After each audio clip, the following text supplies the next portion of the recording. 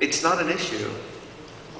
I'm not saying that click fraud doesn't happen. I'm just saying that, you know, if you went back to 2001, people started hearing about it.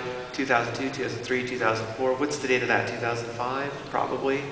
People said, oh, click fraud's going to wipe out the search engines. This is a massive problem. It's going to stall the industry.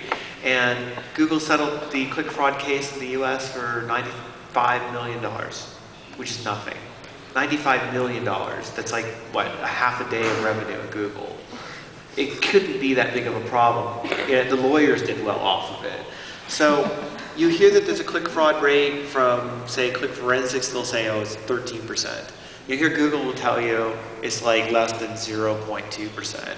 The truth lies somewhere in between, and I tend to think it lies much closer towards the less than 1% aspect of it. In particular, the publicly numbers that you tend to get are not actually click fraud numbers, they're click fraud threat estimates, which means that we find that maybe 15% of these clicks are suspicious. But what they don't know when they give you those figures is how many of those clicks were automatically refunded by the search engines themselves.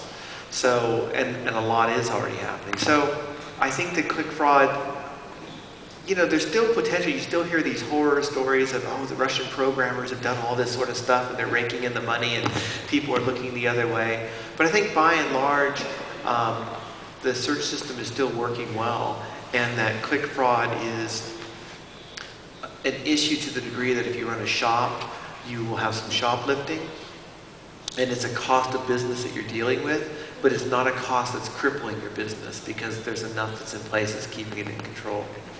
Okay, fair enough.